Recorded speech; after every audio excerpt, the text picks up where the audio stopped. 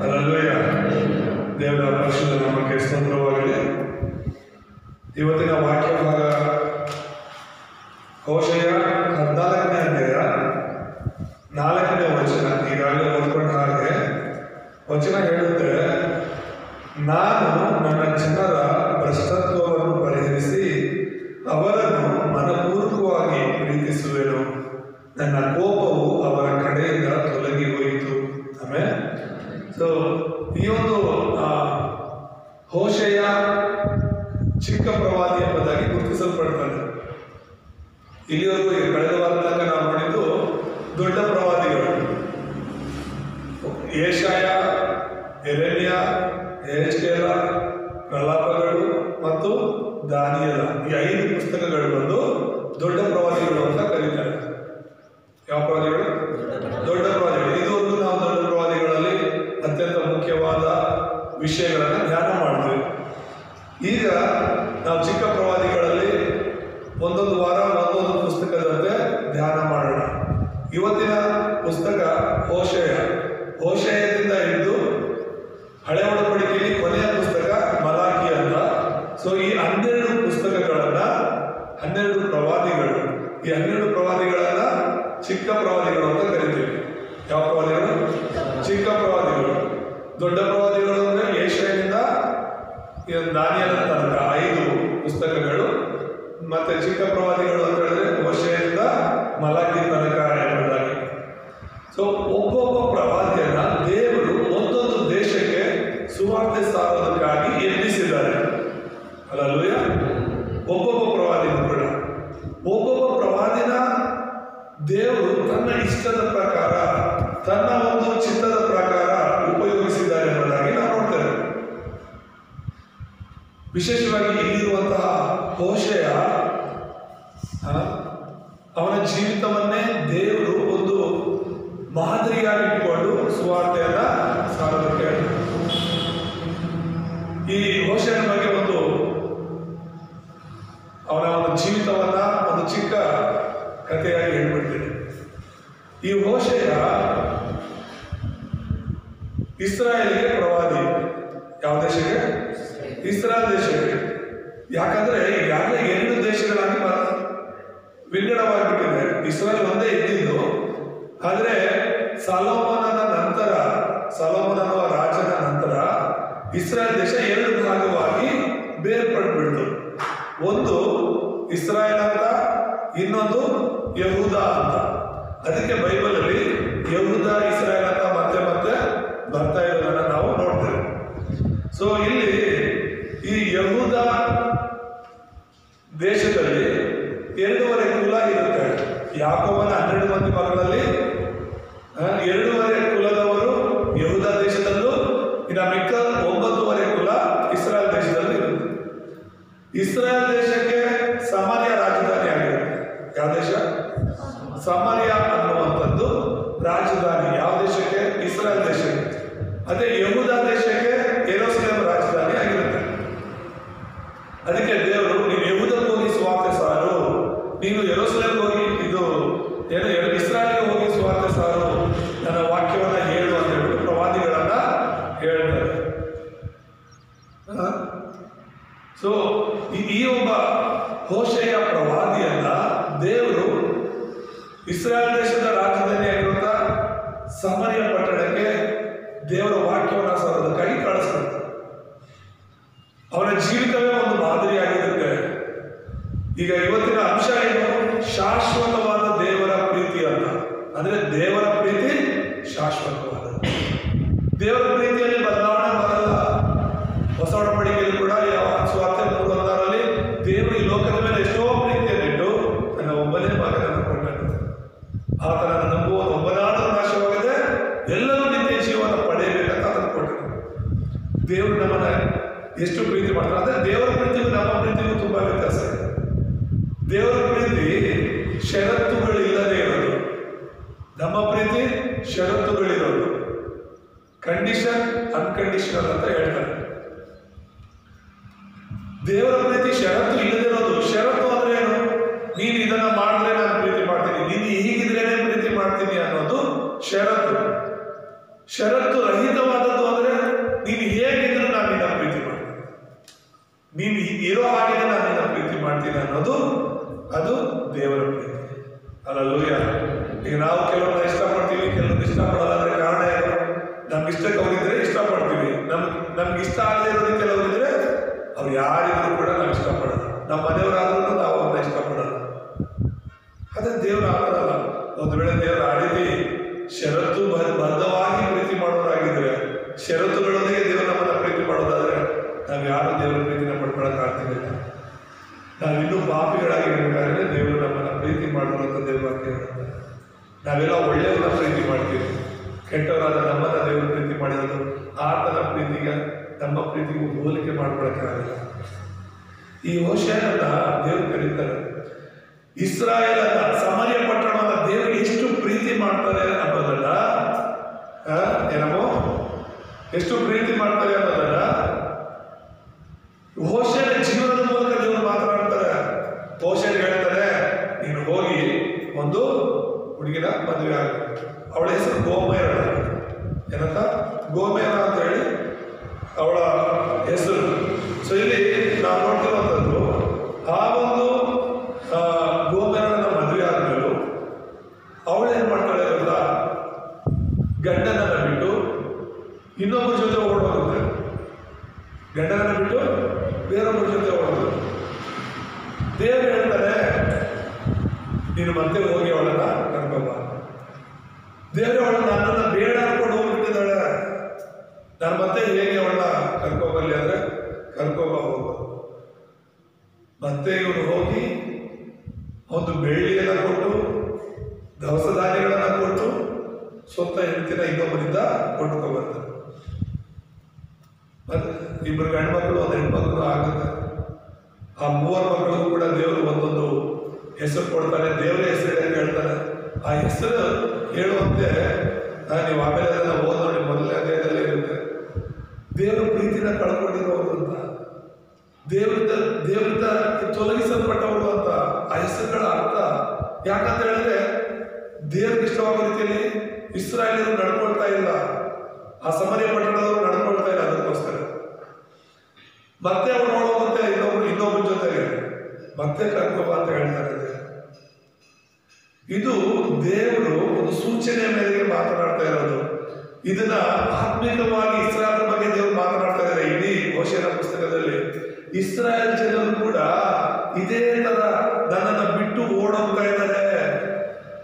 ಈಗ ನಿನ್ನ ಹೆಂಡತಿ ಹೇಗೆ ಇನ್ನೊಬ್ಬರ ಜೊತೆ ಓಡೋಗ್ತಾ ಇದೆಯೋ ಹಾಗೆ ನನ್ನ ಜನರು, ನಾನು ಆರಿಸಿಕೊಂಡಂತ ಜನರು ನನ್ನನ್ನ ಪೂಜೆ ಮಾಡದೆ, ನನ್ನನ್ನ ಆರಾಧನೆ ಮಾಡದೆ ಇನ್ನೊಂದು ದೇವರು ದೇವತೆ ಅಂತ ಹೇಳ್ಬಿಟ್ಟು ಹೋಗ್ತಾ ಇದ್ದಾರೆ. ಅವರು ಆತ್ಮಿಕ ವ್ಯಭಿಚಾರ ಮಾಡ್ತಾ ಇದ್ದಾರೆ. ಶಾರೀರಿಕವಾಗಿ ಒಂದು ಹೆಂಡತಿ ಅಥವಾ ಗಂಡ ಒಬ್ಬನ ಬಿಟ್ಟು ಇನ್ನೊಬ್ಬರ ಜೊತೆ ಇರೋದಾದ್ರೆ ಅದು ಶಾರೀರಿಕವಾದ ವ್ಯಭಿಚಾರ. ಆದ್ರೆ ಆತ್ಮಿಕ ವ್ಯಭಿಚಾರ ಏನು? ನಮ್ಮ ಸೃಷ್ಟಿಕರ್ತನಾದ ದೇವರನ್ನ ಬಿಟ್ಟು ಬೇರೆ ದೇವರುಗಳನ್ನ ಪೂಜೆ ಮಾಡೋದು, ಬೇರೆ ದೇವರ ಹಿಂದೆ ಹೋಗೋದು, ಅದು ದೇವ್ರಿಗೆ ಇಷ್ಟ ಇರುವಂತದ್ದು. ಅದು ಆತ್ಮಿಕ ವ್ಯಭಿಚಾರ ಅಂತ ವಾಕ್ಯದಲ್ಲಿ ಅರ್ಥ ಆಗ್ತಿದೆ ಹೇಳ್ತಾರೆ. ಏನು ತಪ್ಪು ಮಾಡದೆ ಇರೋದನ್ನ ಪ್ರೀತಿ ಮಾಡೋದು ತುಂಬಾ ಸುಲಭ. ಎಲ್ಲಾ ರೀತಿಯಲ್ಲೂ ಚೆನ್ನಾಗಿರೋರನ್ನ ಪ್ರೀತಿ ಮಾಡೋದು ತುಂಬಾ ಸುಲಭ. ಆದ್ರೆ ಸರಿ ಇಲ್ಲದೆ ಇರೋರನ್ನ ಪ್ರೀತಿ ಮಾಡೋದು ಇದೆಯಲ್ಲ, ಅಲ್ಲಿ ನಮ್ಗೆ ದೇವರ ಪ್ರೀತಿ ಅವಶ್ಯಕತೆ ಇದೆ. ಹಲ್ಲೆಲೂಯಾ.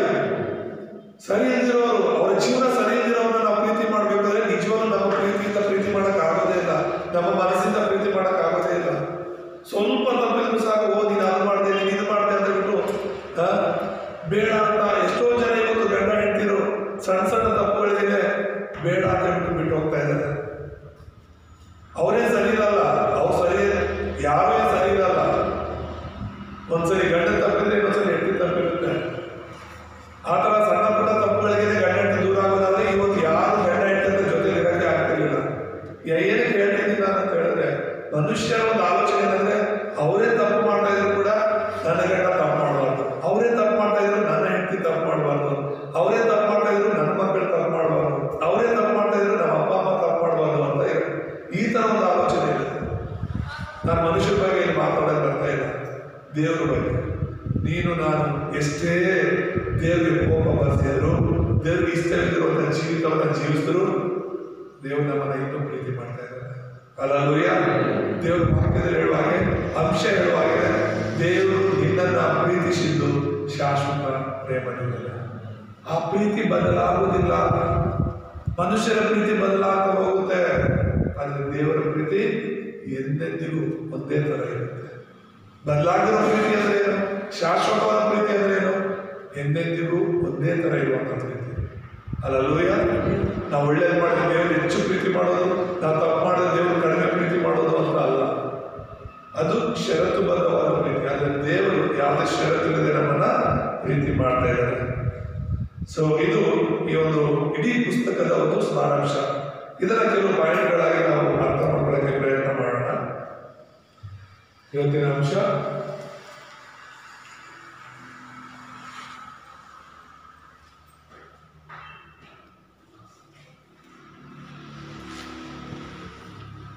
ಶಾಶ್ವತವಾದ ದೇವರ ಪ್ರೀತಿ ಅಂತ.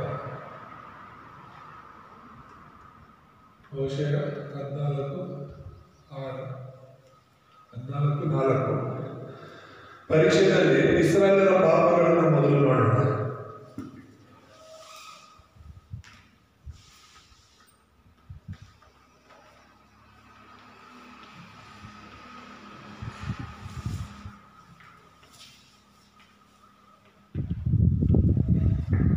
ಇಸ್ರಾಯೇಲರು ಏನು ಪಾಪ ಮಾಡಿದ್ರು ನನ್ನದು ಫಸ್ಟ್ ನಾವು ಅರ್ಥ ಮಾಡ್ತೀವಿ. ಮೊದಲನೇದು ಅವ್ರು ಮಾಡಿದ್ದು ವಿಗ್ರಹಗಳನ್ನು.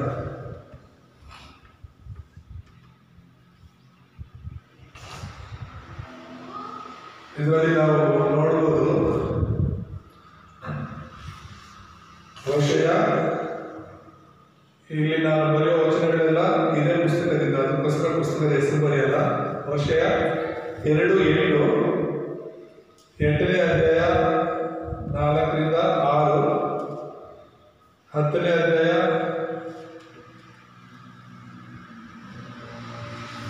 5-6,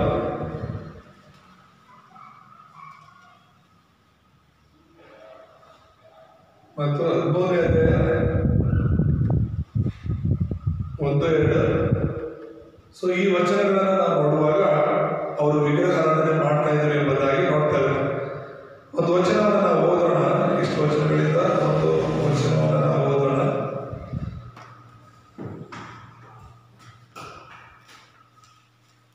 2:8 ಓದೋಣ. ಇಲ್ಲಿ ನಾವು ನೋಡ್ತೇವೆ, ತನ್ನ ಧಾನ್ಯ, ದ್ರಾಕ್ಷಾರಸ, ತೈಲಗಳು ನನ್ನಿಂದ ದೊರೆತವುಗಳೆಂದು ಬಾಳಿನ ಪೂಜೆಗೆ ಉಪಯೋಗಿಸಿದ ಬೆಳ್ಳಿ ಬಂಗಾರಗಳು ನನ್ನ ಧಾರಾಳವಾದ ವರವೆಂದು ಅವಳಿಗೆ ತಿಳಿಯದು ಎಂಬುದಾಗಿ. ಬಾಳಿನ ಪೂಜೆಗೆ ಅವರು ಉಪಯೋಗ ಮಾಡ್ತಾ ಇದ್ದಾರೆ. ಬಾಳ್ ಆಶಯವೆಂಬುವಂತಹ ಒಂದು ವಿಗ್ರಹಕ್ಕೆ ಅವರು ಪೂಜೆ ಮಾಡಿಕೊಂಡು ಇರುವಂಥದ್ದಾಗಿ ನಾವು ನೋಡ್ತೇವೆ. ದೇವನಾಮ ಸ್ತೋತ್ರವಾದ. ಸೊ ಇಲ್ಲಿ ನಾವು ನೋಡ್ತಿರುವಂಥದ್ದೇನು? ಆ ಸಮಯದವರು ವಿಗ್ರಹಾರಾಧನೆ ಮಾಡ್ತಾ ಇದ್ರು ಅಂತ. ಬಾಳ್ ಎಂಬ ವಿಗ್ರಹಕ್ಕೆ ಅವರು ಪೂಜೆ ಮಾಡ್ತಿದ್ರು ಎಂಬುದಾಗಿ ನಾವು ನೋಡ್ತೇವೆ. ದೇವರಿಗೆ ಇಷ್ಟ ಇಲ್ಲದೆ ಇರೋರು, ಅವರು ಪಾಪ ಮಾಡಿದ್ದು ಏನು? ಆತ್ಮಿಕ ಒಂದು ವ್ಯಭಿಚಾರ ಎಂಬುದಾಗಿ ನಾವು ನೋಡ್ತೇವೆ. ದೇವರಿಗೆ ಇಷ್ಟ ಇಲ್ಲದೆ ಇರುವಂತಹ ಕಾರ್ಯವನ್ನ ಅವರು ಮಾಡ್ತಾ ಇದ್ರು ಎಂಬುದಾಗಿ ನೋಡ್ತೇವೆ. ಮತ್ತೆ ಎರಡನೇ ಪಾಪ ಅವ್ರು ಮಾಡ್ತಾ ಇದ್ದಿದ್ದು ಏನು ಅಂತ ಹೇಳಿದ್ರೆ, ದೇವರ ಒಡಂಬಡಿಕೆಯನ್ನ ತೊರೆದು ಬಿಟ್ಟಿದ್ರು.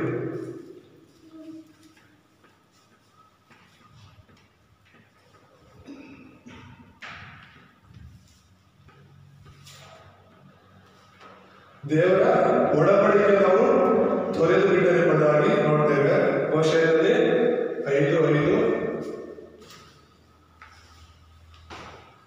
ಮತ್ತು 7ನೇ ಅಧ್ಯಾಯ 10ನೇ ವಚನ ಮತ್ತು 12:8. ಸೊ ಈ ವಚನಗಳನ್ನು ನಾವು ಓದುವಾಗ ಅವರು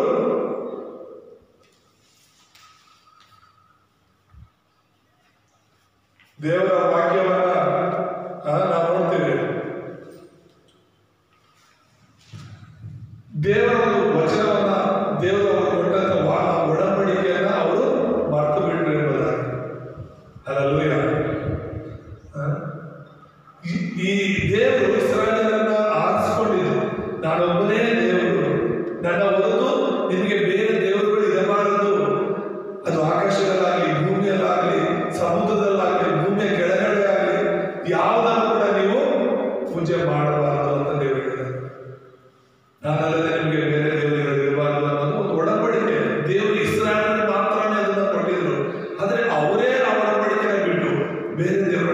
ಯೋಚನೆ ಮಾಡಿದ್ರೆ ಹೇಗೆ?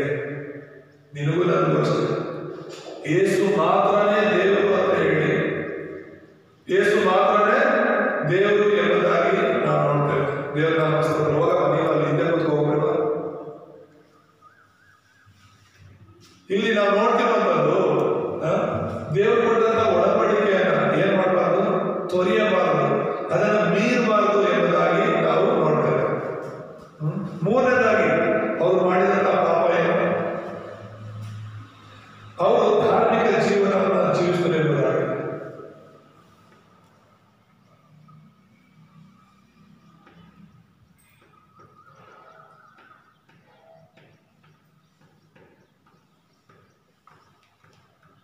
ಅವರು ಧಾರ್ಮಿಕ ಜೀವನವನ್ನು ಜೀವಿಸಿರುವುದಾಗಿ ಹೋಶೇಯ 8:11-13 ನಾವು ನೋಡ್ತೇವೆ. ಅವ್ರು ಮಾಡಿದಂಥ ಪಾಪಗಳೇನು? ಒಂದು, ವಿಗ್ರಹಾರಾಧನೆ ಮಾಡಿದ್ರು. ವಿಗ್ರಹಾರಾಧನೆ ದೇವರ ಮಕ್ಕಳು ಮಾಡಲೇಬಾರದು. ಅದೇ ಫಸ್ಟ್ ಅವರು ಮಾಡಿದಂಥ ತಪ್ಪು. ಯಾಕೆ ಅವ್ರ ಮೇಲೆ ಪಾಪಗಳು ಬಂತು? ಯಾಕೆ ಅವ್ರ ಮೇಲೆ ಶಾಪಗಳು ಬಂತು? ಯಾಕೆ ಅವ್ರ ಮೇಲೆ ರೋಗಗಳು ಬಂತು? ಯಾಕೆ ಅವರು ಬಡತನದಲ್ಲಿ ಶಾಪಗಳಲ್ಲಿ ಜೀವಿಸಿದ್ರು ಅಂತ ಹೇಳಿದ್ರೆ ಅವರು ದೇವರನ್ನ ಬಿಟ್ಟಿದ್ದು, ದೇವರ ವಾಕ್ಯವನ್ನು ಬಿಟ್ಟಿದ್ದು. ಮೂರನೇದಾಗಿ ದೇವರಿಗಾಗಿ ಅವರ ಸಾಕ್ಷಿಯಾಗಿರದೆ ಅವರು ಧಾರ್ಮಿಕ ಜೀವಿತವನ್ನ ಜೀವಿಸಿದ್ರು ಎಂಬುದಾಗಿ ನಾವು ನೋಡ್ತೇವೆ. ಮುಖ್ಯ ಸಂದೇಶದಲ್ಲಿ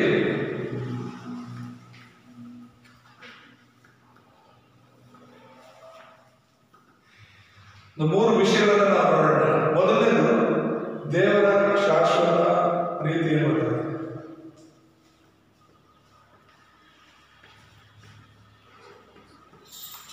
ದೇವರ ಪ್ರೀತಿ ಅದು ಶಾಶ್ವತವಾದದ್ದು ಎಂಬುದಾಗಿ. ಸೊ ಆ ದೇವರ ಪ್ರೀತಿಯನ್ನ ನಾವು ಮನುಷ್ಯರ ಪ್ರೀತಿಯೊಂದಿಗೆ, ತಂದೆ ತಾಯಿ ಅದ್ಯಾರ ಪ್ರೀತಿಯೊಂದಿಗೂ ಕೂಡ ನಾವು ಅದನ್ನ ಕಂಪೇರ್ ಮಾಡ್ಕೊಳ್ಳೋದಕ್ಕೆ ಸಾಧ್ಯ ಇಲ್ಲ ಎಂಬುದಾಗಿ.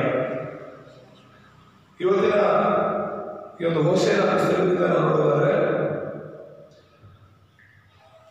ಇಲ್ಲಿ ಗೋಮೆರಡು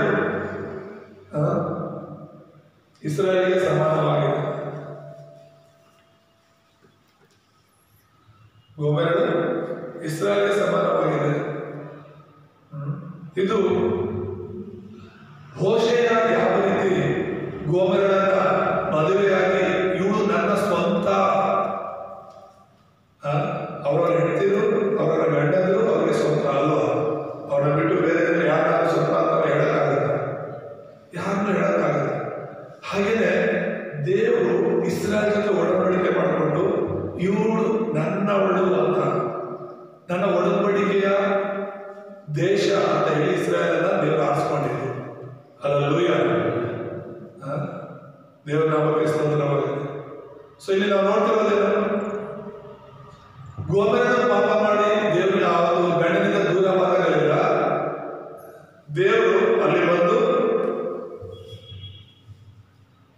ದೇವರಲ್ಲಿ ಬಂದು ಏನ್ ಮಾಡ್ತಾರೆ?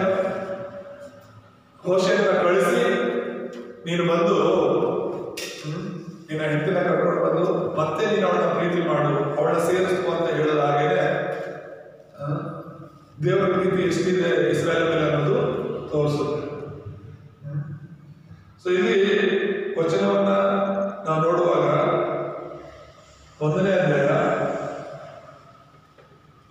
2-3 ನಾವು ನೋಡಬಹುದು. ಹೋಶೇಯ 1:2-3 ಓದ್ತೀವಿ ನೋಡಿ.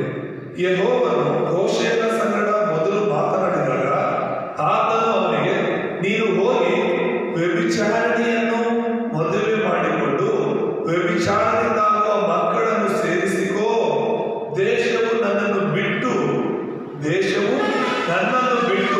ಅಧಿಕ ವ್ಯಭಿಚಾರವನ್ನು ನಡೆಸುತ್ತಾನೆಂಬುದಕ್ಕೆ ಇದು ದೃಷ್ಟಾಂತವಾಗಿರಲಿ ಎಂದು ಹೇಳಿದನು.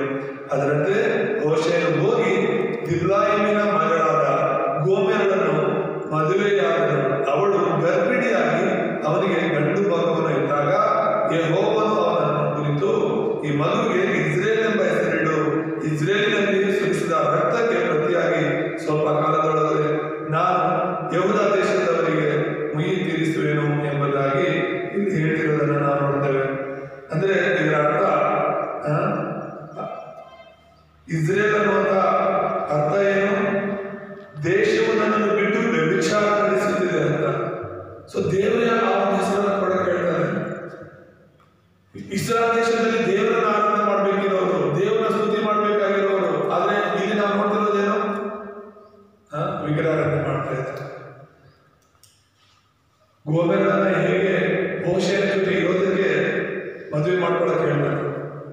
ಹಾಗೆ ಇಸ್ರಾಯೇಲ್ ದೇವರ ಜೊತೆ ಇರಬೇಕಾಗಿತ್ತು. ಇಸ್ರಾಯೇಲ್ ದೇವರ ಜೊತೆ ಇರಬೇಕಾಗಿತ್ತು ಎಂಬುದಾಗಿ ನಾವು ನೋಡ್ತೇವೆ. ಎರಡನೇದಾಗಿ ನಾವು ನೋಡುವಾಗ ಇಸ್ರಾಯೇಲಿಯರು ವಿಗ್ರಹಾರಾಧನೆ ಮಾಡಿ ದೇವರ ವಿರುದ್ಧವಾದ ಪಾಪ ಮಾಡಿದ್ರು ಎಂಬುದಾಗಿ.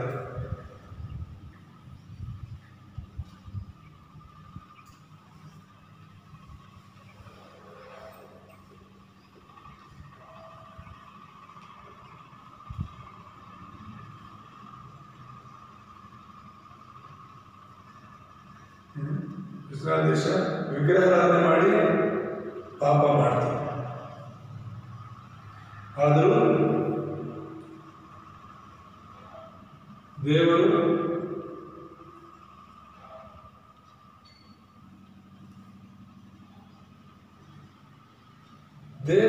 ಇಸ್ರಾಯೇಲನ್ನ ಪ್ರೀತಿ ಮಾಡ್ತಾರೆ. ದೇವರ ನಾಮ ಸ್ತೋತ್ರವಾಗಲಿ. 11:1-4 ಇವತ್ತು ಯೋಚನೆ ಮಾಡಿ, ನೀನು ನಾನು ಅನೇಕ ಸಲ ತಪ್ಪು ಮಾಡಿದ್ರು, ಅನೇಕ ಸಲ ದೇವರು ಇಷ್ಟ ಇರೋ ಕಾರ್ಯ ಮಾಡಿದ್ರು ಕೂಡ ಇನ್ನೂ ದೇವರು ನಮ್ಮನ್ನು ಪ್ರೀತಿ ಮಾಡ್ತಿದ್ದಾರೆ. ಹಲ್ಲೆಲೂಯಾ. ದೇವರು ನಮ್ಮನ್ನು ಪ್ರೀತಿ ಮಾಡಿರೋದ್ರಿಂದ, ದೇವರು ನಮ್ಮನ್ನು ಕ್ಷಮಿಸಿರೋದ್ರಿಂದಲೇ ಇವತ್ತು ನಾವು ದೇವರಿಗೋಸ್ಕರ ಜೀವಿಸ್ಲಿಕ್ಕೆ ಸಾಧ್ಯವಾಗ್ತಾ ಇದೆ, ದೇವರ ಜೊತೆ ಇರೋದಕ್ಕೆ ಸಾಧ್ಯವಾಗ್ತಾ ಇದೆ. ನಾವು ಎಷ್ಟೋ ಜನರನ್ನ ಕಳ್ಕೊಂಡಿದ್ದೀವಿ, ಎಷ್ಟೋ ಸಂಬಂಧಗಳನ್ನ ಕಳ್ಕೊಂಡಿದ್ದೀವಿ. ಯಾಕಂದ್ರೆ ಅವ್ರು ತಪ್ಪು ಮಾಡಿದ್ದಾರೆ, ನಮ್ಗೆ ಮೋಸ ಮಾಡೋದು, ನಮ್ಗೆ ತಪ್ಪು ಮಾಡೋದು, ನಮ್ಗೆ ದ್ರೋಹ ಮಾಡಿರೋದ್ರಿಂದ ಇವ್ರ ಸಂಬಂಧನೇ ಬೇಡ, ಇವ್ರ ಸಹವಾಸ ಬೇಡ ಅಂತ ಎಷ್ಟೋ ಜನರಿಂದ ನಾವು ದೂರ ಇದ್ದೀವಿ. ಒಂದು ವೇಳೆ ಆ ಥರ ದೇವರು ಎಣಿಸಿದ್ರೆ ಇವತ್ತು ನಾವು ದೇವ್ರ ಜೊತೆ ಇರೋಕ್ಕಾಗ್ತಿರ್ಲಿಲ್ಲ. ದೇವರು ಇನ್ನೂ ನಮ್ಮನ್ನು ಪ್ರೀತಿ ಮಾಡ್ತಾ ಇದ್ದಾರೆ. ಆಮೇಲೆ ಅದಕ್ಕೆ ದೇವರ ಪ್ರೀತಿ ಅದು ಶಾಶ್ವತವಾದದ್ದು. ಎರಡನೇದಾಗಿ ನಾವು ನೋಡೋಣ, ದೇವರ ಶಾಶ್ವತ ಮರುಸ್ಥಾಪನೆಯ ಆಸೆ ಎಂಬುದಾಗಿ.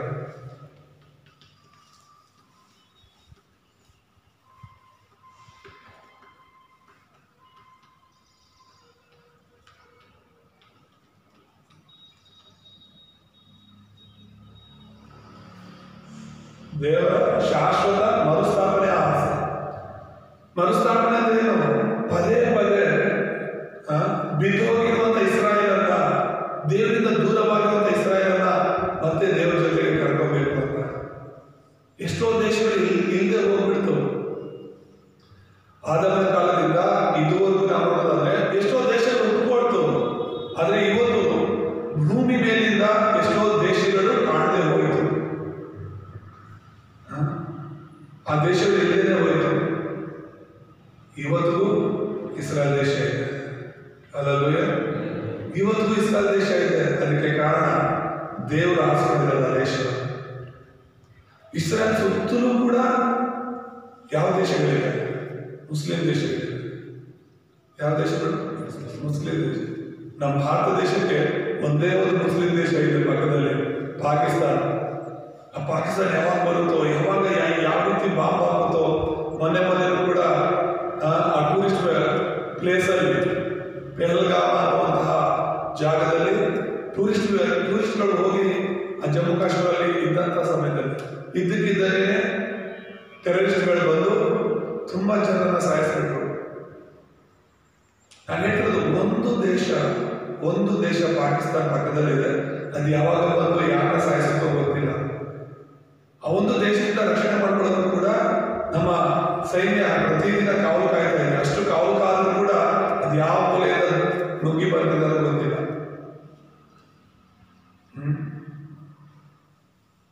ಆದರೆ ಇಸ್ರಾಯೇಲಿಗೆ ಸುತ್ತಲೂ ಮುಸ್ಲಿಂ ದೇಶಗಳಿದೆ. ಭಾರತದಷ್ಟು ದೊಡ್ಡದಲ್ಲ ಇಸ್ರಾಯೇಲ್ ದೇಶ. ಇಸ್ರಾಯೇಲ್ ದೇಶ ಎಷ್ಟು ದೊಡ್ಡದು ಗೊತ್ತಾ? ಬೆಂಗಳೂರಷ್ಟು ಇದೆ. ಎಷ್ಟು? ಬರೀ ಬೆಂಗಳೂರಷ್ಟು ಇದೆ. ನಮ್ಮ ದೇಶದ ಒಂದು ಜನಸಂಖ್ಯೆ ಬಂದು 150 ಕೋಟಿ ಹತ್ರ ಇದೆ. ಈಗ ಚೈನಾವನ್ನು ಕೂಡ ಬೆಳೆಸಿಬಿಟ್ಟಿದ್ದೀವಿ ನಾವು. ಪ್ರಪಂಚದಲ್ಲಿ ನಂಬರ್ 1 ಸ್ಥಾನದಲ್ಲಿದ್ದೀವಿ ನಾವು ಜನಸಂಖ್ಯೆಯಲ್ಲಿ. 150 ಕೋಟಿ. ಟೋಟಲ್ 700 ಕೋಟಿ ಜನಸಂಖ್ಯೆ ಇದೆ ಅಂದ್ರೆ ಅದರಲ್ಲಿ ಅರ್ಧ ಭಾಗ ನಮ್ಮದೇ ಇದೆ, ಅದರ ಕಾಲು ಭಾಗ. ಈ ಚೈನಾ ಮತ್ತೆ ನಮ್ಮದೇ ಸೇರಿದ್ರೆ ಪ್ರಪಂಚದಲ್ಲಿನ ಜನಸಂಖ್ಯೆಗೆ ಅರ್ಧಕ್ಕರ್ಧ ನಾವೇ ಇದ್ದೀವಿ, 2 ದೇಶದಲ್ಲಿ. ಇಷ್ಟು ದೊಡ್ಡ ದೇಶ. ಆದರೆ ಇಸ್ರಾಯೇಲ್ ಜನಸಂಖ್ಯೆ ಎಷ್ಟು ಗೊತ್ತಾ? ಬರೀ 90 ಲಕ್ಷ ಜನ. ಎಷ್ಟು? ಬರೀ 90 ಲಕ್ಷ ಜನ. 1 ಕೋಟಿ ಜನ ಇಲ್ಲ, 150 ಕೋಟಿಯಲ್ಲಿ 90 ಲಕ್ಷ ಇದೆ. ನಮ್ಮ ಕರ್ನಾಟಕದಲ್ಲೇ 6.5 ಕೋಟಿ ಜನ ಇದ್ದಾರೆ. 6ರಿಂದ 6.5 ಕೋಟಿ. ರಾಜ್ಯ ದೇಶ ಅಲ್ಲ, ಬರೀ ಕರ್ನಾಟಕ ರಾಜ್ಯದಲ್ಲೇ 6.5 ಕೋಟಿ ಇದೆ ಅಂದ್ರೆ ಇಸ್ರೇಲ್ ಅನ್ನೋದೊಂದು ದೇಶ 90 ಲಕ್ಷ ಜನ ಮಾತ್ರ. ಆದರೂ ಮುಸ್ಲಿಂ ದೇಶಗಳೆಲ್ಲ ಒಟ್ಟಾಗಿ ಬಂದರೂ ಕೂಡ ಇಸ್ರಾಯೇಲನ್ನ ಸೋಲಿಸಕ್ಕಾಗಿಲ್ಲ. ಹಲ್ಲೆಲೂಯಾ. ಅದು ಇಸ್ರಾಯೇಲಿನ ದೊಡ್ಡಸ್ತಿಗೆ ಅಲ್ಲ, ಪ್ರಪಂಚ ಎಲ್ಲ ಓ ಇಸ್ರೇಲ್ ದೇಶ ಹಾಗೆ ಹೀಗೆ ತುಂಬಾ ಪವರ್ಫುಲ್ ಆಗಿದೆ, ತುಂಬಾ ಜ್ಞಾನಿಗಳಿದ್ದಾರೆ, ಬಾಂಬ್ಗಳಿದೆ, ಅದಿದೆ ಅಲ್ಲ. ದೇವರಿದ್ದಾರೆ. ಹಲ್ಲೆಲೂಯಾ. ದೇವರಿದ್ದಾರೆ. ಅವ್ರು ಯೇಸುವನ್ನ ನಂಬ್ತಿದಾರೋ ಇಲ್ವೋ? ದೇವರ ಪ್ರೀತಿ ಶಾಶ್ವತವಾದದ್ದು. ಆ ದೇಶ ಯೇಸು ಮತ್ತೆ ಬರೋ ತನಕ ಇರಬೇಕು ಅಂತ ದೇವರ ಚಿತ್ತ. ಯೇಸು ಮತ್ತೆ ಎರಡನೇ ಬರುವಳಿಕೆಯಲ್ಲಿ ಬರೋ ತನಕ ಇಸ್ರಾಯೇಲ್ ದೇಶ ಜೀವಂತವಾಗಿ ಇರಬೇಕು ಅನ್ನೋದು ದೇವರ ಚಿತ್ತ. ಅದಕ್ಕೆ ಯಾರು ಮುಟ್ಟಕ್ಕಾಗಲ್ಲ. ಇದುವರೆಗೂ ಇಸ್ರಾಯೇಲ್ ದೇಶವನ್ನು ಯಾರು ನಾಶ ಮಾಡೋಕ್ಕಾಗಿಲ್ಲ, ಇನ್ನು ಮೇಲೆ ಕೂಡ ನಾಶ ಮಾಡೋಕ್ಕಾಗಲ್ಲ. ಅದು ಅಮೆರಿಕಾನೇ ಆಗಿರಲಿ, ಇಡೀ ಪ್ರಪಂಚನೇ ಒಂದಾಗಿ ಇಸ್ರಾಯೇಲ್ ಮೇಲೆ ಹೋದರೂ ಇಸ್ರಾಯೇಲ್ ದೇಶವನ್ನು ನಾಶ ಮಾಡೋಕ್ಕಾಗೋದೇ ಇಲ್ಲ. ಯಾಕಂದ್ರೆ ಅದು ದೇವರ ಸ್ಥಳ, ದೇವರ ವಾಗ್ದಾನ ಸ್ಥಳ. ಯಾವ ಇಸ್ರಾಯೇಲ್ ದೇಶ ಇವತ್ತು ಯೇಸುವನ್ನ ನಂಬದೇ ಇದೆಯೋ, ತುಂಬಾ ಜನ ಅಂತಿರ್ತಾರಲ್ಲ, ಇಸ್ರಾಯೇಲ್ ದೇಶದಲ್ಲಿ ಯೇಸು ನಂಬಿಲ್ಲ, ಇಸ್ರಾಯೇಲೇ ಯೇಸು ನಂಬಿಲ್ಲ, ಇಸ್ರಾಯೇಲೇ ಯೇಸುವಿನ ಸಿಲುಬೆಗಾಗಿ ಸಾಯಿಸ್ತಾರೆ ಅಂತ. ಹೌದು, ಯೇಸುವನ್ನ ಅರ್ಥ ಮಾಡ್ಕೊಳ್ದಿರೋ ಯಾವನೇ ಇಲ್ಲಿ ಯೇಸುವಿಗೆ ವಿರೋಧವಾಗಿ ಮಾತಾಡ್ತಾನೆ, ಯೇಸುವಿಗೆ ಸಿಲುಬೆಗೆ ಆಗ್ತಾನೆ. ಇವತ್ತು ಯೇಸುವಿನ ಸಿಲುಬೆಗೆ ಆಗ್ತಾನೆ ಇದ್ದೀವಿ ಎಷ್ಟೋ ಜನ ಅವಿಶ್ವಾಸಿಗಳು, ಅಲ್ಪ ವಿಶ್ವಾಸಗಳು. ಸಭೆಗೆ ಬರುವಾಗ ಎಷ್ಟೋ ದಿನಗಳು, ಎಷ್ಟೋ ವರ್ಷಗಳು ಯೇಸು ಯೇಸು ಅಂದ್ಕೊಂಡು ಬಂದವರು ಇವತ್ತು ಯೇಸು ವಿರೋಧವಾಗಿ ಕಾರ್ಯಗಳನ್ನು ಮಾಡ್ತಾ ಇದ್ದಾರೆ. ಸುವಾರ್ತೆ ಅರ್ಥ ಮಾಡ್ಕೊಂಡಿದ್ರೆ ಹಾಗೇನೆ ಇರ್ತದೆ. ಇದೇ ಇಸ್ರಾಯೇಲ್ ದೇಶ ಒಂದು ದಿನ ಬರುತ್ತೆ, ಆ ದಿನ ಎದೆ ಮಾಡಿಕೊಂಡು ಯೇಸುವೆ ಕ್ರಿಸ್ತನು ಅನ್ನೋ ದಿನ ಬರುತ್ತೆ. ಇವತ್ತೇ ನಾವು ಪ್ರಾರ್ಥನೆ ಮಾಡುವಾಗ ಕ್ರಿಸ್ತ ಯೇಸು ನಾಮದಲ್ಲಿ ಪ್ರಾರ್ಥನೆ ಮಾಡ್ತಾ ಇದ್ದೀವಿ. ಯೇಸುವೆ ಕ್ರಿಸ್ತನು ಅಂತ ನಾವು ನಂಬ್ತಾ ಇದ್ದೀವಿ. ಪದೇ ಪದೇ ಹೇಳಿ ಹೇಳಿ ನಮ್ಮ ಶಿಷ್ಯರ ಹೃದಯಗಳಲ್ಲಿ, ಮನಸ್ಸುಗಳಲ್ಲಿ ಮುದ್ರೆ ಮಾಡ್ತಾ ಇದ್ದೀವಿ. ಇಸ್ರಾಯೇಲ್ ಇನ್ನೂ ಒಪ್ಕೊಂಡಿಲ್ಲ ಯೇಸುವೆ ಕ್ರಿಸ್ತನು ಅಂತ. ಯೇಸುವೆ ಮೆಸ್ಸಿಯನು ಅಂತ ಹೇಳ್ಬಿಟ್ಟು ಇಸ್ರಾಯೇಲ್ ದೇಶ ಒಪ್ಕೊಂಡಿಲ್ಲ. ಇನ್ನು ಮೆಸ್ಸಿಯನು ಬರ್ತಾನೆ, ಇನ್ನು ಕ್ರಿಸ್ತನು ಬರ್ತಾನೆ ಅಂತ ಇನ್ನೂ ಎದುರು ನೋಡ್ತಾ ಇದ್ದಾರೆ. ಆ ಒಂದು ಬಿದ್ದೋಗಿರುವಂತ ಚಿಕ್ಕದೊಂದು ಗೋಡೆ ಇದೆ, ಅದು ಕಣ್ಣೀರಿನ ಗೋಡೆ ಅಂತ. ಕಣ್ಣೀರಿನ ಗೋಡೆ ಅಂತ ಅದರ ಹೆಸರು ವೀಪಿಂಗ್ ವಾಲ್ ಅಂತ ಹೇಳಿ ಇಂಗ್ಲಿಷಲ್ಲಿ.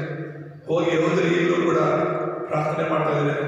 ಮೆಸ್ಸಿಯನೇ ಸುತ್ತಲೂ ಮುಸ್ಲಿಂ ದೇಶಗಳು ಆವರಿಸ್ಕೊಳ್ತಾ ಇದೆ, ಕತ್ತಲೆ ಆವರಿಸ್ಕೊಳ್ತಾ ಇದೆ. ನೀನು ಬಂದು ನಮ್ಮನ್ನ ಕಾಪಾಡು, ನೀನಂದ್ರೆ ಈ ಎಲ್ಲ ದೇಶದಿಂದ ನಮ್ಮನ್ನ ಬಿಡಿಸಿ ನಮಗೆ ಆಳ್ವಿಕೆ ಮಾಡು ಅಂತ ಹೇಳಿ ಆ ಯಹೂದ್ಯರು ಪ್ರತಿದಿನ ಆ ಒಂದು ಗೋಡೆ ಹತ್ರ ಹೋಗಿ ಪ್ರಾರ್ಥನೆ ಮಾಡ್ತಾ ಇದ್ದಾರೆ. ಮೂರ್ಖರಲ್ಲ, ನಾವೀಗಾಗಲೇ ಬಂದಿರೋ ಯೇಸು ಕ್ರಿಸ್ತನನ್ನು ಅನುಭವಿಸ್ತಾ ಇದ್ದೀವಿ. ನಮಗೋಸ್ಕರ ಸತ್ತು ಎದ್ದು ಬಂದ ಮೆಸ್ಸಿಯನನ್ನು ನಾವು ಈಗಾಗಲೇ ಅನುಭವಿಸ್ತಾ ಇದ್ದೀವಿ. ಆ ಮೆಸ್ಸಿಯನ ಆಶೀರ್ವಾದವನ್ನು ಅನುಭವಿಸ್ತಾ ಇದ್ದೀವಿ. ಅವರಿನ್ನೂ ಮೆಸ್ಸಿಯನನ್ನು ಎದುರು ನೋಡ್ತಾ ಇದ್ದಾರೆ. ದೇವರ ಸ್ತೋತ್ರ. ಸೊ ದೇವರು ಶಾಶ್ವತವಾಗಿ ಇಸ್ರಾಯೇಲನ್ನ ಪ್ರೀತಿ ಮಾಡ್ತಾ ಇದ್ದಿದ್ರಿಂದಲೇ ಅದು ಬಿದ್ದೋದಾಗೆಲ್ಲ ದೇವರನ್ನ ಮರುಸ್ಥಾಪನೆ ಮಾಡಿದ್ರು. ಮರುಸ್ಥಾಪನೆ ಮತ್ತೆ ಮತ್ತೆ ಕಟ್ಟಿದ್ರು. ಪಾಪ ಮಾಡಿದ್ರು, ಅವರನ್ನ ದೇವರು ಐಗುಪ್ತ ದೇಶಕ್ಕೆ ಕಳಿಸ್ಬಿಟ್ರು. ಅವರು ಯೋಸೇಫನ ಕಾಲದಲ್ಲಿ, ಮೋಶೆ ಕಾಲದಲ್ಲೆಲ್ಲ ನಾವು ನೋಡ್ತೀವಿ, ಅವರು ಐಗುಪ್ತ ದೇಶದಲ್ಲಿ ಗುಲಾಮರಾಗಿದ್ರು. ದೇವ್ರ ಮಕ್ಕಳು ಹೋಗಿ ಗುಲಾಮರಾಗಿರೋದಕ್ಕೆ ಕಾರಣ ಏನು? ಇವರು ದೇವರನ್ನ ಬಿಟ್ಟಿದ್ರು. ಮತ್ತೆ ಅವರೆಲ್ಲರೂ ಕೂಗಾಡ್ತಾರೆ, ಕಿರ್ಚಾಡ್ತಾರೆ. ಅವರ ಕಣ್ಣೀರನ್ನ ನೋಡಂತ ದೇವರು ಅವ್ರಿಗೇನು ಯೆಹೋವ ಬಂದು ಕಾಪಾಡು ಅಂತ ಹೇಳಿಲ್ಲ. ಅವರ ಕಷ್ಟವನ್ನ ನೋಡಿ ಮನ ಮಲಗಿದಂತ ದೇವರು ಎಲ್ಲೋ ಕುರಿ ಬಯಸ್ತಾ ಇದ್ದಂತ ಮೋಶೆಯನ್ನ ಸಂಧಿಸಿ, ಮೋಶೆ, ನನ್ನ ಜನರ ಕಣ್ಣೀರನ್ನ ನಾನು ನೋಡಿದ್ದೇನೆ, ನನ್ನ ಜನರ ಕಷ್ಟವನ್ನು ನಾನು ನೋಡಿದ್ದೇನೆ. ಈಗ ಹೋಗು, ನೀನು ಹೋಗಿ ಅವರನ್ನು ಬಿಡಿಸ್ಕೋಬ. ನಾನು ವಾಗ್ದಾನ ಮಾಡಿದಂಥ ಇಸ್ರಾಯೇಲ್ ದೇಶದಲ್ಲಿ, ಕಾನಾನ್ ದೇಶದಲ್ಲಿ ಅವರನ್ನು ನೆಲೆಗೊಳಿಸ್ತೇನೆ ಅಂತ. ಹಲ್ಲೆಲೂಯಾ. ಮತ್ತೆ ಸ್ವಲ್ಪ ಅವ್ರು ಹೋಗ್ತಾರೆ, ಮೋಶೆ ಹೋಗಿ ಅವ್ರನ್ನ ಕರ್ಕೊಂಡು ಬರ್ತಾರೆ. ಇಸ್ರಾಯೇಲ್ ದೇಶ ಸ್ಥಾಪನೆ ಆಗುತ್ತೆ, ಚೆನ್ನಾಗಿರುತ್ತೆ. ಮತ್ತೆ ತಪ್ಪು ಮಾಡುತ್ತೆ, ಮತ್ತೆ ಪಾಪ ಮಾಡುತ್ತೆ, ಮತ್ತೆ ವಿಗ್ರಹಾರಾಧನೆ ಮಾಡುತ್ತೆ. ದೇವರು ಮತ್ತೆ ಅವರನ್ನ ಬಾಬೆಲ್ ದೇಶಕ್ಕೆ ಕಳಿಸ್ತಾರೆ.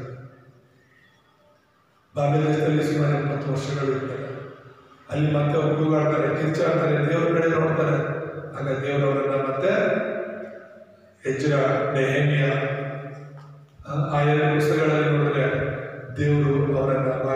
ದೇಶದಿಂದ ಹಂತ ಹಂತವಾಗಿ ಇಸ್ರಾಯೇಲ್ ದೇಶಕ್ಕೆ ವಾಪಸ್ ಕರ್ಕೊಂಡು ಮರುಸ್ಥಾಪನೆ ಮಾಡ್ತಾರೆ.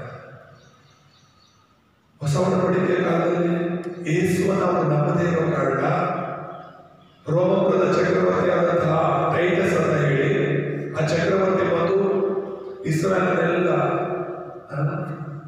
ದೇವಾಲಯ ಕೇಳೋದು ಮಾತ್ರವಲ್ಲ, ತುಂಬಾ ಜನರನ್ನ ಸಾಯಿಸ್ಬಿಡ್ತಾರೆ. ಅವರ ಕೈಯಿಂದ ತಪ್ಪಿಸ್ಕೊಂಡು ಎಷ್ಟೋ ಯಹೂದರು ಓಡೋಗ್ತಾರೆ. 1ನೇ ಶತಮಾನದಲ್ಲಿ ಇಸ್ರಾಯೇಲ್ ದೇಶನೇ ಇರಲ್ಲ. ಅಂದರೆ 70ರಲ್ಲಿ, ಕ್ರಿಸ್ತ ಶಕ 70ರಲ್ಲಿ ಯೇಸು ಪರಲೋಕಕ್ಕೆ ಹೋದ ಒಂದು 20-25 ವರ್ಷದಲ್ಲಿ ಇಸ್ರಾಯೇಲ್ ದೇಶನೇ ಇದ್ದಕ್ಕಾಗುತ್ತೆ. ಅದು ದೇವರೇ ಹೇಳಿರೋ ವಾಗ್ದಾನ, ಅದು ಪ್ರವಾದನೆ. ಒಂದು ಕಲ್ಲು ಮೇಲೆ ಒಂದು ಕಲ್ಲು ಇರೋದಿಲ್ಲ ಅಂತ ಹೇಳಿರ್ತಾರೆ ದೇವಾಲಯದಲ್ಲಿ. ಹಾಗೆಯೇ ಸಂಪೂರ್ಣವಾಗಿ ದೇವಾಲಯ ಎಲ್ಲರೂ ಚೆಂದ ಹೋಗ್ತಾರೆ. ಇಸ್ರಾಯೇಲ್ ದೇಶನೇ ಇಲ್ಲದೆ ಹೋಗುತ್ತದೆ. ಸುಮಾರು 2000 ವರ್ಷಗಳು ಇಸ್ರಾಯೇಲ್ ದೇಶನೇ ಇರಲ್ಲ ಭೂಪಟದಲ್ಲಿ.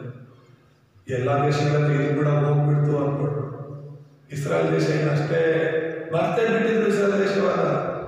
ಆದರೆ ಇಸ್ರಾಯೇಲ್ ಎಲ್ಲ ದೇಶದಲ್ಲಿ ಹರಡ್ಕೊಂಡಿದ್ರು.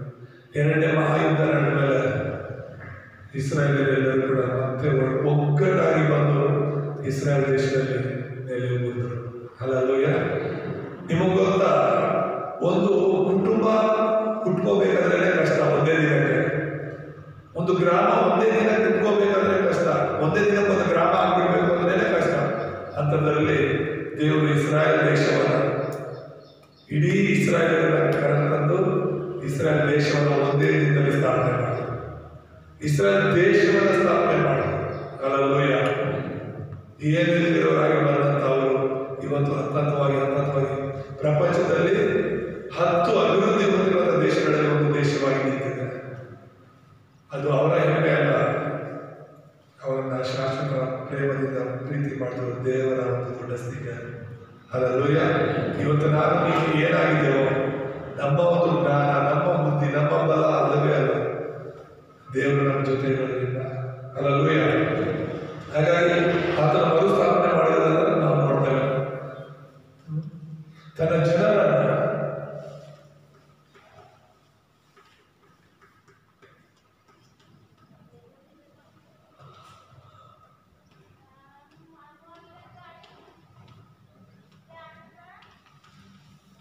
ಜನರನ್ನು ಮರುಸ್ಥಾಪನೆ ಮಾಡಲು ಆಸೆ ಪಟ್ಟನೆಂಬುದಾಗಿ ನಾವು ನೋಡ್ತೇವೆ. ಮತ್ತೆ ನನ್ನ ಜನರನ್ನು ಗುಣಪಡಿಸಲು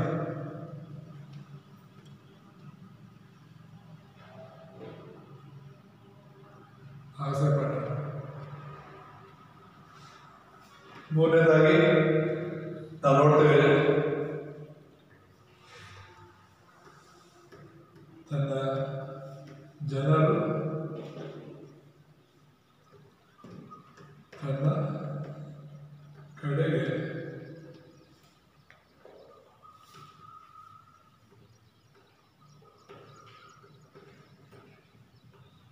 ಹಿಂದಿರುಗಿ ಬರಲೆಂದು ಆಸೆ ಪಟ್ಟ.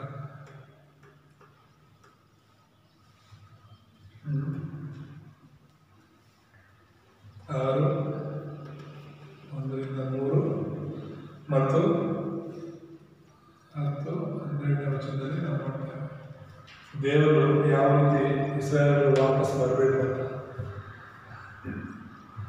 ಇಲ್ಲಿ ನಾವು ನೋಡ್ತಿದ್ದೀವಿ, ಇಸ್ರಾಯೇಲನ್ನ ಮರುಸ್ಥಾಪನೆ ಮಾಡಬೇಕು ಅಂತ ದೇವರು ಆಸೆ ಪಟ್ಟ, ಇಸ್ರಾಯೇಲನ್ನ ಗುಣಪಡಿಸಬೇಕು ಅಂತ ದೇವರು ಆಸೆ ಪಟ್ಟ, ಇಸ್ರಾಯೇಲ್ ಮತ್ತೆ ಹಿಂತಿರುಗಿ ದೇವರ ಬಳಿಗೆ ಬರಬೇಕು ಅಂತ ದೇವರು ಆಸೆ ಪಟ್ಟ.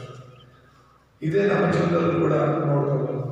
ದೇವರು ನಮ್ಮನ್ನು ತನ್ನ ಮಕ್ಕಳಾಗಿ ಮರುಸ್ಥಾಪಿಸಬೇಕು ಅಂತ, ನಮ್ಮನ್ನು ಎಲ್ಲ ರೀತಿಯಲ್ಲಿ ಗುಣಪಡಿಸಬೇಕು ಅಂತ, ನಾವು ದೇವರ ಕಡೆಗೆ ತಿರುಗಿಕೊಂಡು ದೇವರಾಗಿ ಜೀವಿಸಬೇಕು ಅಂತ ದೇವರು ಆಸೆ ಪಟ್ಟಿದ್ದಾರೆ. ಹಲ್ಲೆಲೂಯಾ. ಆ ಆಸೆನ ನಾವು ಅರ್ಥ ಮಾಡಿಕೊಂಡು ಜೀವಿಸಬೇಕು. ಮತ್ತೆ 3ನೇ ವಿಷಯವನ್ನು ನೋಡುವಾಗ ದೇವರ ಶಾಶ್ವತ ಪ್ರೀತಿಯ ಬಲ ಇರ್ತದೆ.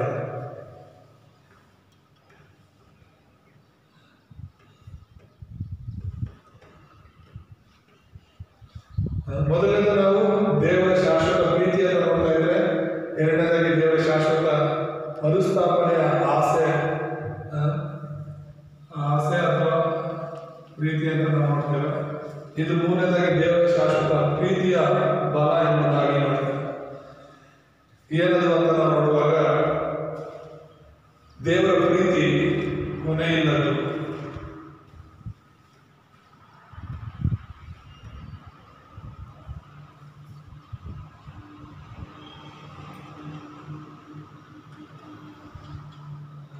ಎರಡನೇದಾಗಿ ದೇವರ ಪ್ರೀತಿ ಅಚಲವಾದದ್ದು.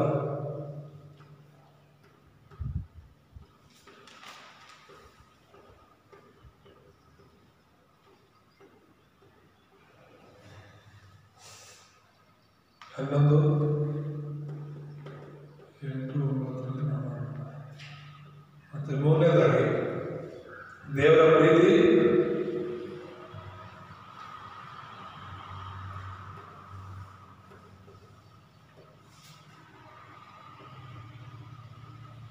ವಿಮೋಚಿಸಿ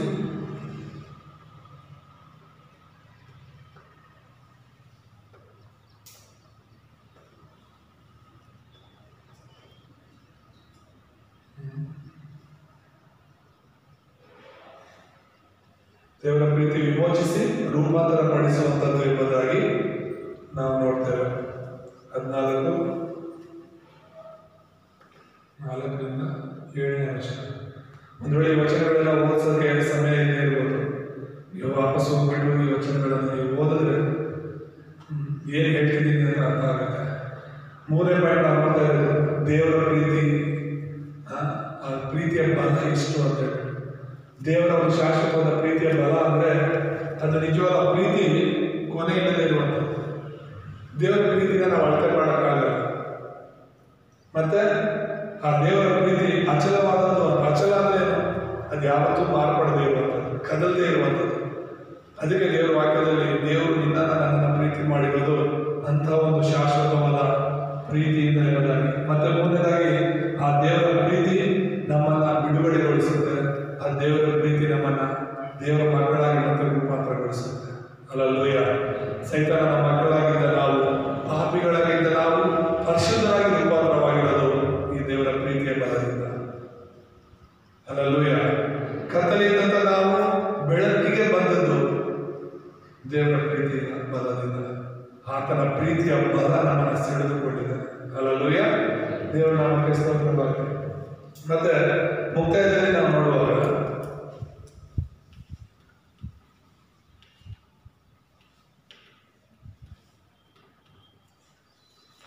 ಯೋಹಾನ 3:16 ಏನಂತ ಹೇಳಿದ್ರೆ, ಎಲ್ಲ ಮಕ್ಕಳು ಹೇಳಿ. ಯೋಹಾನ 3:16 ದೇವರು ಲೋಕದ ಮೇಲೆ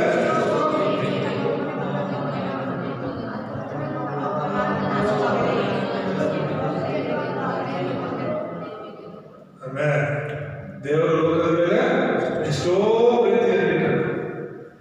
ಆತ ನಂಬುವ ಒಬ್ಬನಾದರೂ ನಾಶವಾಗದೆ ಎಲ್ಲರೂ ನಿತ್ಯ ಜೀವವನ್ನು ಪಡೆಯಬೇಕೆಂದು ಆತನ ದೇವರು ಈ ಲೋಕದ ಮೇಲೆ ಎಷ್ಟೋ ಪ್ರೀತಿ ಇಟ್ಟು ತನ್ನ ಒಬ್ಬನೇ ಮಗನ ತನ್ನನ್ನು ತಾನು ಅರ್ಪಣೆ ಮಾಡಿಕೊಂಡ ಎಂಬುದಾಗಿ. ಶಾಶ್ವತವಾದ ದೇವರ ಪ್ರೀತಿ ತನ್ನ ಮಗನನ್ನೇ ಉಳಿಸ್ಕೊಂಡು ಕೊಟ್ಟಿದ್ದಾರೆ. ಅದಕ್ಕಿಂತ ದೊಡ್ಡ ಪ್ರೀತಿ ಯಾವುದಿದೆ? ಸೊ ನಾವು ಮಾಡಬೇಕಾಗಿರೋದೆಲ್ಲ ಏನು ಅಂದರೆ 3 ಕಾರ್ಯಗಳನ್ನು ನಾವು ಮಾಡಬೇಕು. ಮೊದಲನೇದು ದೇವರ ಪ್ರೀತಿಯನ್ನ ವಾಕ್ಯದ ಮೂಲಕ ಗ್ರಹಿಸಬೇಕು.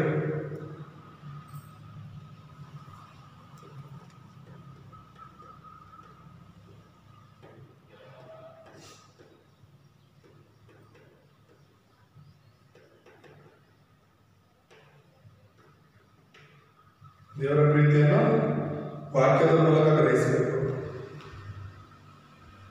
ಎರಡನೇದಾಗಿ ದೇವರ ಪ್ರೀತಿಯನ್ನು ಪ್ರಾರ್ಥನೆಯ ಮೂಲಕ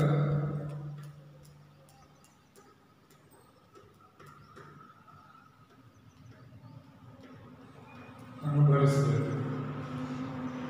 ಮೂರನೇದಾಗಿ ದೇವರ ಪ್ರೀತಿಯನ್ನು ಸುವಾರ್ಥ ಸೇವೆಯ ಮೂಲಕ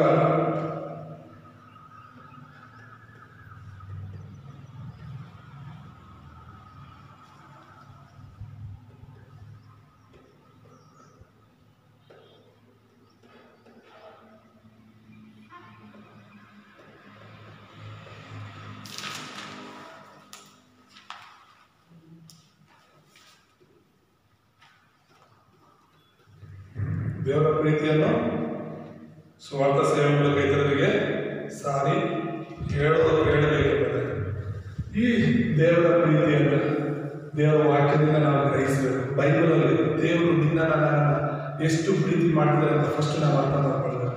ದೇವರ ಪ್ರೀತಿನ ನಾವು ಅರ್ಥ ಮಾಡ್ಕೊಳ್ತಾ ಇದ್ರೆ ನಮ್ಮ ದೇವರ ಪ್ರೀತಿನ ನಾವು ಅರ್ಥ ಮಾಡ್ಕೊಂಡಿಲ್ಲ ಅಂದರೆ ದೇವರಿಗಾಗಿ ನಾವು ಜೀವಿಸೋದೇ ಕಷ್ಟ. ಎರಡನೇದಾಗಿ ದೇವರ ಪ್ರೀತಿಯನ್ನು ನಾವು ಅನುಭವಿಸೋದು ಹೇಗೆ? ಪ್ರಾರ್ಥನೆ ಮೂಲಕ. ನಾವು ಪ್ರಾರ್ಥನೆ ಮಾಡಿದ್ರೇ ದೇವರ ಪ್ರೀತಿಯನ್ನು ಅನುಭವಿಸೋದಕ್ಕಾಗುತ್ತೆ. ಮೂರನೇದಾಗಿ ಆ ದೇವರ ಪ್ರೀತಿಯನ್ನು ನಾವೇನು ಮಾಡಬೇಕು? ಇತರರಿಗೆ ಸಾರಿ ಹೇಳಬೇಕು. ಆ ಪ್ರೀತಿನ ನಾವು ಮಾತ್ರ ಇಟ್ಕೊಂಡ್ರೆ ಸಾಲಲ್ಲ. ಜೀಸಸ್ ಲವ್ಸ್ ಯು, ಯೇಸು ನಿಮ್ಮನ್ನು ಪ್ರೀತಿಸ್ತಾರೆ, ಯೇಸು ನಿಮ್ಮನ್ನು ಪ್ರೀತಿಸ್ತಾರೆ ಅನ್ನೋದ್ರ ಮೂಲಕ ಯಾವೇನು ಬದಲಾಗಲ್ಲ. ಆದರೆ ಯಾಕೆ ಯೇಸು ನಮ್ಮನ್ನು ಪ್ರೀತಿ ಮಾಡ್ತಿದ್ದಾರೆ ಅಂತ ಹೇಳಬೇಕು. ಅಲ್ಲಲ್ಲೂಯ್ಯ. ಯಾಕೆ ಯೇಸು ನಿನ್ನನ್ನು ಪ್ರೀತಿ ಮಾಡ್ತಾರೆ? ಯೇಸು ನಿನ್ನ ಸೃಷ್ಟಿಸಿದ್ದಾರೆ, ಅದಕ್ಕೋಸ್ಕರ. ಯೇಸುವಿನ ಸ್ವರೂಪದಲ್ಲಿ ನಿನ್ನನ್ನು ಸೃಷ್ಟಿ ಮಾಡಿದ್ದಾರೆ. ಯೇಸುವಿನ ಜೀವಾತ್ಮ, ಯೇಸುವಿನ ಆತ್ಮ ನಿನ್ನಲ್ಲಿದೆ, ಅದಕ್ಕೋಸ್ಕರ ಪ್ರೀತಿ ಮಾಡ್ತಿದ್ದಾರೆ. ಈ ಇಡೀ ಭೂಲೋಕವನ್ನು ಸೃಷ್ಟಿಸಿದ್ರೆ ದೇವರು ನಿನಗೋಸ್ಕರ. ಅಲ್ಲಲ್ಲೂಯ್ಯ. ಏನಕ್ಕೆ ದೇವರು ನಿನ್ನನ್ನು ಸೃಷ್ಟಿ ಮಾಡಿರೋದು? ದೇವರ ಜೊತೆ ಇರಬೇಕು ಅಂತ. ನಿನ್ನನ್ನು ದೇವರು ಏನೇ ಸೃಷ್ಟಿ ಮಾಡಿರೋದು? ದೇವರ ಜೊತೆ ಇದ್ದು ದೇವರನ್ನು ಆರಾಧನೆ ಮಾಡಬೇಕು. ಆದರೆ ಇವತ್ತು ನಾವು ದೇವರನ್ನು ಆರಾಧನೆ ಮಾಡಿಬಿಟ್ಟು ದೆವ್ವವನ್ನು ಆರಾಧನೆ ಮಾಡ್ತಾ ಇದ್ದೇವೆ.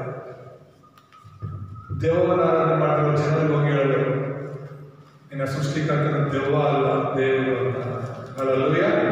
ದೇವರ ನಾಮ ಸ್ತೋತ್ರ. ಸೊ ಇದೆಲ್ಲ ಹೋಶೇಯನ ಒಂದು ಪ್ರವಾದನೆ ಗ್ರಂಥದಿಂದ ನಾವು ಕಲಿತಾ ಇರುವಂಥದ್ದು. ದೇವರ ಪ್ರೀತಿನ ನಾವು ಗ್ರಹಿಸೋಣ. ಇಸ್ರಾಯೇಲ್ ಹಾಗೇನೆ, ಸಮರ್ಯ ಪಟ್ಟಣದ ಹಾಗೇನೆ ನಾವು ಕೂಡ ಎಷ್ಟೋ ಸಲ ದೇವರನ್ನು ಬಿಟ್ಟು ನಮ್ಮ ಮಾರ್ಗದಲ್ಲಿ ನಮ್ಮ ಇಷ್ಟಕ್ಕೆ ಹೋಗಿದ್ದೀವಿ. ಆದರೆ ದೇವರು ಯಾವಾಗಲೂ ನಮ್ಮನ್ನು ಕರೀತಾನೆ ಇದ್ದಾರೆ. ದೇವರು ಯಾವಾಗಲೂ ನಮ್ಮನ್ನು ಅದೇ ಪ್ರೀತಿಯಿಂದ ಎದುರು ನೋಡ್ತಾನೆ ಇದ್ದಾರೆ.